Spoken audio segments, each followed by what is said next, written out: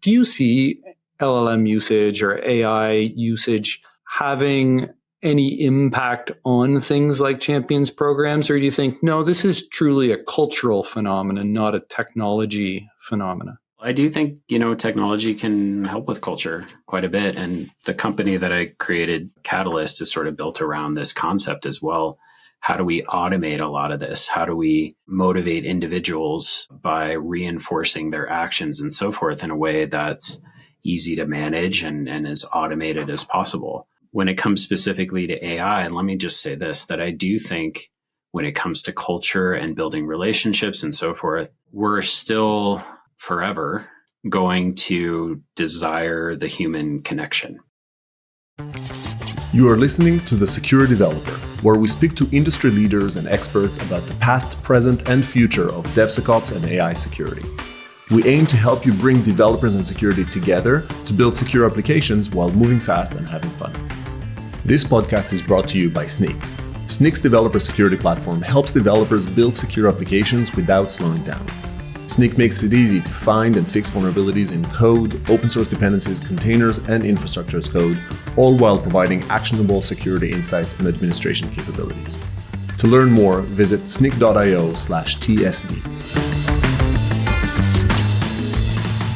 Hello, and welcome to another episode of The Secure Developer. I'm Danny Allan, the CTO at Snyk Software, and I'm very excited to be with you today. I have an extremely special guest, which is Dustin Lehr. Dustin, welcome to the show. How are you? Hey, great. Glad to be here. I'm excited for this. Now, Dustin, I know that you have tremendous background that spans everything from writing software to being an architect to application security to building security programs. So maybe we can start there. If you can just give a background of your experience in the industry. Yeah, happy to share. So like you mentioned, I did start as a software engineer, studied computer science in school, wrote a lot of code for over a decade, and got into sort of the app architect side as well. Always had a focus on quality. This was so much more than just, let's just make this work and write the code that's going to work. I always had this attraction to how do we improve our process? How do we build good, high quality software that included, things like performance and maintainability. And then security was just always part of that conversation. So for me, it was a pretty natural move into cybersecurity. And then I was a tech leader at a couple different companies now, Staples, Fivetran. And then I even started my own company around this space as well. And I'm sure we'll get into that more, but that's a little bit of my background. That's fantastic. I started in the engineering space as well and moved over to security. And I always like to think that security more is just an extension of quality, good quality practices with engineering. And it sounds like you would agree with that principle. I would 100% agree. And I would actually add to that in that I think that, and I've been successful using security to drive quality initiatives. So the way that I've thought about it is like not, let's just do security for security's sake, but a little bit more of how do we have, high quality engineering practices that security can help us get there. So an example would be, okay, we want to implement a secure SDLC. Great. Well, first we need an SDLC to do that, so how can we get everyone aligned on the importance and the benefit of having a consistent development process, in my view, is part of the path to implementing a secure SDLC, as an example. The other example would be inventory, an asset inventory system. This has come up a lot. Very valuable for the security team. Also very valuable for the engineering side, too, to know what all is out there. What are all the services that we've created? Where do they live? Where are they deployed? Who owns them, right? That's a big piece, is who owns them. So that's another example, I think, of security sort of driving overall engineering quality. Yeah, let's put a pin in that because I think there are amazing parallels between the two. But I guess I'm interested in how you see the engineering space evolving, first of all, over your career, because quality used to be that you did it during, when you talk about SDLC, there used to be defined SDLCs where you would design and then build and then test and publish. And that whole model has changed drastically. And I'm interested whether you think that's for the good or for the bad, or neutral impact over the last 10 years? Because software development has changed. It has. Yeah. I mean, one of the ways that I think it's changed drastically is we have to think a little bit more about the infrastructure side, especially with cloud, sort of rising into prominence to some degree, because I do think developers are not just thinking, okay, let's write this app and make this work. Who cares where it's deployed? It's almost the first thing they think of. You know what I mean? Like, think of a hobby project, right? It's like, okay, let me just spin this up, in AWS or something to get myself started. But to go back to kind of what you're saying around, what has changed over the years, and has there been, a bad change almost when it comes to the way that we deploy and build software today? I think it's a bit of a trade-off. I think there's a lot of good things that we're doing, especially in the automation side. I do very much believe in releasing quickly and sort of shorter cycle times, and releasing daily, ideally, as opposed to more of like a waterfall approach. But I also think there are best practices that still need to be followed. It's just maybe you do them a little bit quicker or in a little bit of a different way, right? So instead of dragging out like an SDLC process across months, having that mostly all those steps still there, but doing them in the span of days instead, I still think makes a lot of sense. So I also think, people are kind of looking for shortcuts in a lot of cases too. They're, like AI emerges and everyone's like, cool, I don't have to write any more code, right? I'll just have the bots do it for me. For some reason, people latch onto that stuff. And I don't think that's necessarily the right way to go about it. I think that these things can enhance our lives, CI/CD, DevOps, DevSecOps, but the fundamentals still need to be followed. And the other thing that comes to mind to sort of demonstrate that is, being proactive, in my view, and with everything I've done when it comes to,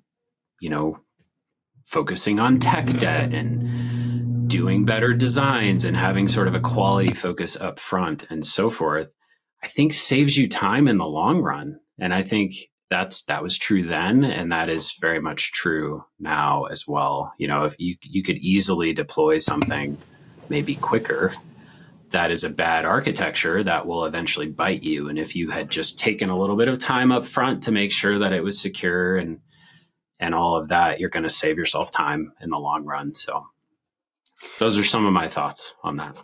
Yeah, it's interesting the way that you frame that. And I agree with you. There are things that are better, in other words, releasing faster, but you can't throw the baby out with the bathwater. So maybe it's just a neutral. We continuously evolve and change as we adopt new systems. I do agree with you, by the way, that we always look for ways to do things more effectively and faster. Like open source is a good example of this. 20 years ago, open source wasn't a thing. Now it's 80% of our software. 10 years ago, AI wasn't a thing. Now it's writing a lot of our software. So if we can make things easy for the engineer, presumably that's a good thing in your books. Is that right?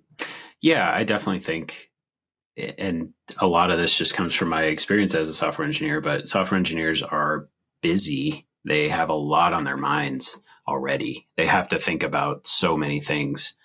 So whatever we can do to make it a little bit easier for them, I think is important. I also think that the work that software engineers, in terms of creating value for their companies, for a software company especially, is number one. Like whatever you can do to make your engineers more efficient is going to help your business overall, right? So when it comes to a lot of the things that I see when it, with security and requirements and all that stuff, I'm not sure there's enough being done to really think about the developer experience. It's a lot more of, in a lot of cases, the security experience. How can the security meet their own goals? And hey, devs just need to get on board with this, or why can't developers just do more of this? There's a lack of empathy there. And I really think that's important to consider, when you're designing a security program. Do you think And I want to come back to the security program because I think that is a key point, and I know you've been instrumental in building many of these programs. Do you think engineers, though, have a fundamental interest in security or in the developing fast? If they were to prioritize those two things, would they put the better productivity developing fast ahead of security? Or, of course, the answer is it depends, but in a generalized statement. There is a spectrum there, of course. And I've certainly run across plenty of engineers where, they just kind of want to get this done. They don't care about the quality of the code base and so forth. I won't name any names out there, but I think the majority of us devs care about the quality of the code that they're writing. I think any pressure to move quickly and so forth comes from their leadership, product, trying to make sure that they are providing value to the company, whatever other incentives are sort of being used, right, to increase their productivity. That's where I think it comes from, because I do think in general, and I'd be curious to get your thoughts here too, I think in general, engineers have a certain amount of pride around the code that they build. And that certainly comes with it, a lot of a quality focus. I actually have a thought here and sort of a call to action almost. And that's, your product folks who are designing the features that you're implementing, they don't necessarily know the impacts of what they're asking. So in my view, it's your responsibility as an engineer, especially as an engineering leader, to provide that feedback back to them and to give them, estimates and so forth that have an emphasis on setting yourself up for success in the future, which means building quality in from the beginning. It can't be a yes, sir, yes, ma'am type of thing. Sure, I'll get that done in a week because you asked me to. I think it needs to be a little bit more of a, okay, well, yes, I could get that done in a week, but it's going to take this long, 2 weeks perhaps, to build it the right way, which will save us X amount of time in the future and so forth. And that's a conversation I'd just love to have. I'd love to see more engineers having with their product folks. I think it's an important cultural discussion to have. I do agree with you, 95+% of the engineers that I speak with, and I'm a former engineer myself, I still write code, although I try not to, have pride in what they're writing. They want to write good code. It's the pressures of the business that are pushing them sometimes to go faster than they would even like as they're writing the code. I suppose it's a bit like an artist. You can do it fast or you can do it well, and there's a trade-off between those two things sometimes that happens. Do you think it is unreasonable? There's been a movement, first of all, towards shift left. Shift the quality analysis and the security analysis left of the production systems. In other words, give it to the developers. Do you think it's reasonable to put that on engineering and development teams? Do you think shift left is a thing or it's not a thing? It's going to go away. It was very hot a few years ago. It's less hot now. Boy, that's a hot topic. This is going to be maybe a spicy conversation now. Yeah, shift left. I personally think that term is used in a way that certainly I don't intend to use it when it comes to building products around the concept. And I think you accurately defined it in terms of how a lot of people are thinking about it. Shift left to many is moving a lot of that work to the developer. And I don't buy that. Okay. So when I talk about shift left, what I'm talking about is if you look at the SDLC traditionally, it's putting focus on security best practices earlier in the cycle. Okay. So instead of like the very right side would be in production, you have controls, right? You have monitoring controls and so forth. You are doing pen tests, you're sort of analyzing your production environment for issues. That's the right side. Okay. Any of those best practices on the right, I think are very important. But I also think that it's important to, like we were talking about, be proactive and get ahead of those things by putting best practices more on the left side of the process. Doing design reviews, doing code reviews, doing scanning, pre-prod, and so forth. To me, that's shifting left, is just doing those practices. In my mind as well, that doesn't mean that the developers are doing it all. It just means that you have best practices earlier in the cycle. Now, that could be a combination of ownership, right? Developers do some of that, but security team does some of that. And also really, like, we were talking about earlier, trying to find ways to make those left side activities easier for developers, I think is a focus that we need to have. Yeah, I always think of shift left as shifting the controls and the guardrails left, not the actual analysis itself. And then also shifting the awareness left so that developers are aware of the things, the best practices, as you put it, that they should do.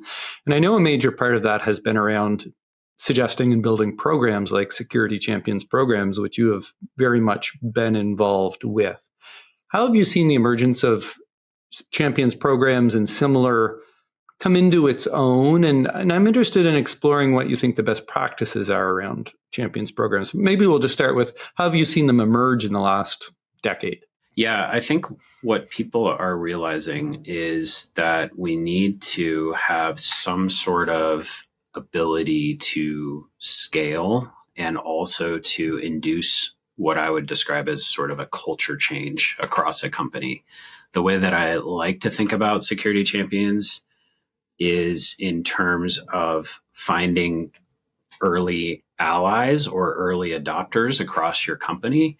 These are the folks who get it. You're trying to make a change. Actually, let's step back a second, because I think a big realization for me when it comes to cyber and AppSec is we're in the business of change.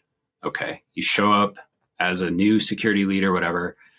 Your job is not to sit idly by and offer a few pieces of advice and so forth. It's literally, in my view, to help the dev process improve, okay, quality or otherwise. And that means change. That means people will have to change. Your process has to change and so forth. Now, when it comes to change, I think that what you'll find when you start down this journey is some people are going to get it. Some people are going to be grateful for you to, hey, I'm glad you're here. I've been talking to people about AppSec and the importance of it and so forth. How can I help? How can I get involved? Right? In my view, those are your champions. Those are your initial allies that you should work more closely with, who can become a voice for the change you're trying to make beyond just yourself. And I think that's very important, because it's different when the security team says something. Like, we're so easy to ignore. I don't want to offend anyone here, but it's so true. You're a security person, whatever. Of course you're supposed to talk about security. That's your job. It's so different if their peer, their fellow architect or their fellow developer starts to talk about security best practices. And that's the champion model. Find your allies, incentivize them to have the right security conversations with their peers. And that's where I think the whole value comes out of this entire thing. Now, one more thought. The opposite is true too. On the spectrum of your population, you will find people who are not allies with what you're trying to do. You're going to find people who are like, we don't have time for this. I don't care about this. I have other things to do. Quit wasting my time. Those folks hopefully will eventually reach. And I have some stories about that where we've been able to sort of change hearts and minds over time. But initially, don't worry about them. Find your allies, work closely with them. So I want to touch on that cultural change for the antagonist to the concept. But first, how do you identify who the champions are? Are those your best developers, or are they self-selecting, that they put up their hand and say, I want to be a champion? How does an organization go about identifying who should be the champion for the different groups? Yeah, and this aligns well with what I was sharing before, and that's I do very much believe in these programs being more of a volunteer type of program, where you let folks self-select for the most part. Like, here's the opportunity. as you formalize the program, maybe you've got a belt system or you've gamified it and there's rewards, there are incentives and so forth. Certain people, again, are going to emerge as being attracted to that. Regardless, in my opinion, of their seniority, their tenure, et cetera, they should be invited. Why would we refuse any help, frankly? And I also think everyone has something to offer there. Maybe they're less experienced, but maybe they're more excited. This isn't an age thing, but I would say in terms of, where people are in their career, I think if you're more senior, you might have more influence and so forth. You just may not be as excited about something like this. Okay. So there's a certain thing you bring as opposed to being more junior, where you just can't wait to get your hands dirty and you're excited about it and you can get behind it. That brings a certain amount of energy to your program that I think is valuable as well. So I like to keep the doors open in terms of whoever wants to join. I like that answer because I'm a big believer in unlocking or unleashing the passion of the people who have this proclivity. I think there's a danger sometimes in saying, hey, the best, coder or engineer on that team is going to be my security champion. And they're probably already overworked and have 10 other projects. And this isn't the top priority. And what you're really doing is you're just putting more load on top of the head of the person who's already overworked, as opposed to finding someone who is passionate about this to drive the change. So you've identified the person, you're rolling out the program. What are the things that you found to be effective in nurturing that seed for effectiveness, and how do you measure that within the organization?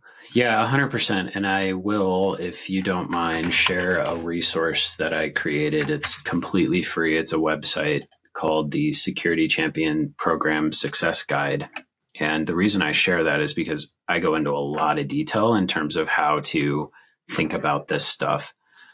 Where I think it begins is by setting very clear goals and a vision for your program. Everything else comes out of that, right? If you don't know where you're going, how do you expect to get there, right? Sort of concept.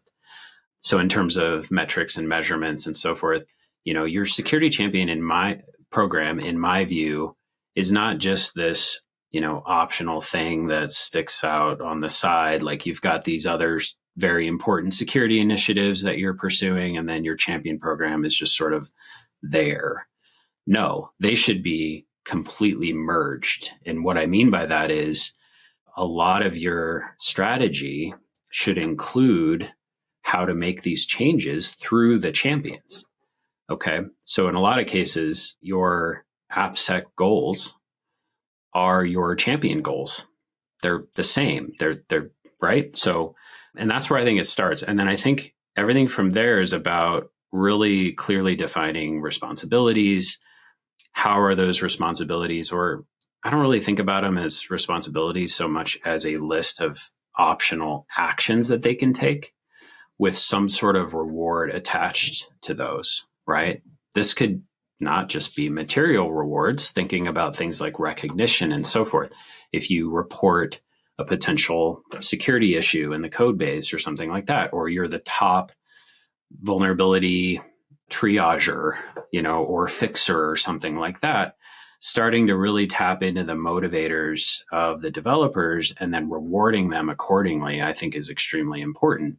I think if you do all that mapping, if you map the actions to your goals and you have metrics that are going to measure those, progress toward those goals and so forth, you can easily demonstrate, hey, look what my champion program is doing. We have people doing these actions to satisfy these goals, and we're measuring them, and we can see an improvement in triage rate, fix rate, whatever those things are. If we can take that and make it tactical, what are the specific actions that you would put at the top of the list? And what are the specific key results that you would measure against that? Boy, there's a question. So I think when you're first starting out, we were talking about this in terms of shifting left. I think it's important to start on the right side when it comes to goals. Okay. I don't think it makes any sense to have this huge initiative around threat modeling or training if you can't demonstrate how that's affecting your metrics in production, in the the end product, right? So I like to work backward. I like to say, okay, what does our current production environment look like? Are there specific opportunities where we can improve things? So that would be like a root cause analysis. Think pen test, root cause analysis. What caused this to end up in prod? Oh, well, we missed that here. Okay, well, how do we get ahead of that? What are some scans that we can perform or threat modeling, et cetera, that we can do? So over time, where I'd like to see something like a champion program help with this is in those more left side best practices, because now you can demonstrate how they actually affected the production environment. So to get specific, one thing I really like to start with when it comes to champion programs is, are people reporting potential issues? Period. Like if we talk about code reviews, we talk about threat modeling, we talk about just generically, I saw this thing in the code, it didn't look right. I've had a lot of luck reinforcing those activities and then demonstrating, hey, now that we have eyes and ears everywhere through our champion program, look at the type of stuff that people are actually finding that maybe the security team isn't able or just doesn't have the resources to find themselves.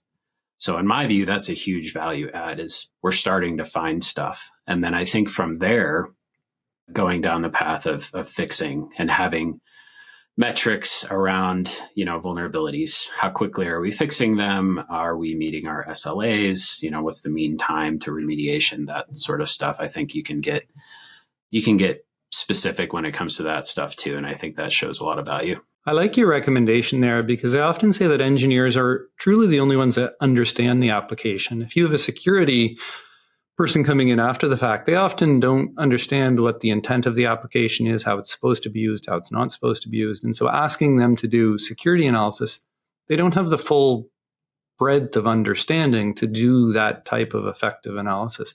How do you determine success? Or I know that you never cross a finish line. This is always incremental and it continues forever. But at what point would you say, we've reached a security champion maturity model status that I am happy with? Yeah, well, I do think you hit the nail on the head in terms of, I don't think you're ever really finished there. There are always other opportunities to improve. Now, that said, I think and I have not seen this, so let's be very clear, but I think the vision here would be that the majority of your developers are involved in some way in this process. So if we kind of step back a little bit, we talked about finding early adopters, early allies when you first start. In my view, change looks like those early adopters' mindset and the things that they believe in and so forth starts to spread to the point that you now have developers that are more aware of best practices, and you're measuring that they're actually following those best practices overall. Now, there will always be laggards, okay? But I think if the majority of people are acting in the way that you wanted your initial champions to act, that's a win. That's where you can step back and say, okay, I've done really good things here. Now, that takes years and that takes a lot of work. But I do think that's kind of the finish line to some degree, is to get our culture to that point. Yeah, Pareto's principle, right? If 80% of the developers are acting as those early champions, then that's probably the success metric that you want. Going back to the pin of, there are some that might be opposed to this and they don't want to be bothered with it. Do you have recommendations, or have you seen things that have been effective in winning over those types of individuals? Yeah. So I shared before that I've got a story there, and this was from a champion program that I ran where I and my team, we were running around evangelizing this program, talking to the engineering managers, right? And we're like, hey, we're going to do this thing. Here's how it's going to work. Would love any recommendations for folks on your team who you think would be interested and so forth. And I remember we ran across this one individual, and he basically just said, no, thanks. It's not for me. We're busy. We just don't have time for this. I was like, okay. I'm not going to push it. I'm not going to say, well, you should, or don't you believe in security, and like put this guilt trip on them or something. It was more like, hey, you know what? I respect that. That's fair. Totally fine. And then I'm like, okay, but we're just going to go over here and we're going to do our thing. So we started to create an amazing champion program. And it got to a point where it was 3 years later, where that manager, since it spread across the culture enough, signed up himself to become a security champion because he saw all the great things that it was doing. That's incredible. Okay, so the advice that I would come back to would be, let him go for now. Focus on allies. Focus on the ones who do get it. It's not going to be everyone. And don't try to impose this mindset on folks. It's just going to be rejected. Like, people are, even if you think it's a win, hey, we made, cool. We went to their leadership and we made them get on board. Cool. Like, we won that one. No, you're going to lose in the long run because you now have people involved who are not interested in being involved. And that's a recipe for disaster. I love that answer. I do believe it's a grounds up. It's a movement. If you push this down, that is the opposite of a security champions program. And you want them to want to join the champions program. You can't go through a podcast these days without talking about AI. So I have to throw in my AI component of this. Do you see LLM usage or AI usage having any impact on things like champions programs? Or do you think, no, this is truly a cultural phenomenon, not a technology phenomenon? Well, I do think, technology can help with culture quite a bit. And the company that I created, Katilyst, is sort of built around this concept as well. How do we automate a lot of this? How do we, motivate individuals by reinforcing their actions and so forth in a way that's easy to manage and as automated as possible? When it comes specifically to AI, let me just say this, that I do think when it comes to culture and building relationships and so forth, we're still forever going to desire the human connection. So I do not think that a bot interacting with you, hey, I'm your security, like Clippy, right? Looks like you're writing code today. How can I help, right? I don't think that approach is really going to create the relationships that we need to get stuff done. But that's not to say that we can't utilize AI in smart ways to help feed, the champion program and this entire thing. A couple examples. One would be recognizing patterns in behavior and, turning that into something that you can use to maybe identify gaps in your program. There's certain things that developers are doing. There's certain types of vulnerabilities and so forth that are still being submitted, or people spend X amount of time on the training that, or whatever it is that can sort of help us understand the behavior across the environment. That's good as a whole. I also think point wise, like, in terms of identifying specific opportunities at an individual level, there is some bot work, that I think would be valuable there, including, hey, it looks like you haven't done this for a little while, here are the reasons why, and here's the rest of your sort of behavior profile and so forth. Have you considered, looking into this? Or here's a training that I think would be relevant to you based on your behavior and activity and that sort of stuff. So that's where I see a lot of value coming out of AI. Yeah, I think there is a lot of pattern matching that can be done there. And even back to your first statement of success is identifying things earlier in the process and identifying more, you can use AI to augment those types of efforts within the program and across an organization. Well, it's a fascinating topic, and I believe that Security Champions program is one of the most important things you can do from a cultural standpoint. We actually developed something we call prescriptive DevSecOps here at Snyk, and that is an essential part of it. Do you have a mature program that does that? What was the website again that you mentioned earlier that gives a lot of this material? Yeah, it's called the Security Champion Program Success Guide, and it's at securitychampionsuccessguide.org. Okay. Thank you. And we'll link to that in the show notes. But that can be, I'm sure, an awesome resource for the people here. You have a company, if I'm not mistaken, that does something in this area. Is that right? Yeah, Katilyst. Yeah, we created this over 3 years ago, and it focuses on solutions when it comes to security champion programs, including design, training, engagement, as well as we have a product, like I mentioned, that helps to automate the motivational pieces. Hey, you did this thing, you get X out of that, and sort of a flywheel that comes out of that, right? Okay, cool. I did a thing. I did a good thing. I was rewarded for it. I feel like doing more of those things. So that's the idea behind the product. I have found that gamification is very, very valuable in these types of things. People are naturally just competitive. They like the fun kind of gamifying. And you can use that to great effect when rolling out a program like this. So, well, it's been great to speak with you today, Dustin. What makes you most excited about the future? So you've been in the security space for a while. You've been an engineer for a while. Is there anything that you look at and you say, I'm really excited about this? I think there's a bigger opportunity than people realize. Yeah, and I think it is in this champion and culture change model. I don't think tech is going to solve everything. I think the more that we realize that most of the issues in cyber can be solved by finding allies and going through culture change and sort of really focusing on the people side, it's going to get better. So that's the future that I'm looking forward to, where it's not so much of an emphasis on just tech, but also using tech and using AI and taking the behavioral science side approach to the entire thing. So that's kind of the nirvana that I have in my mind.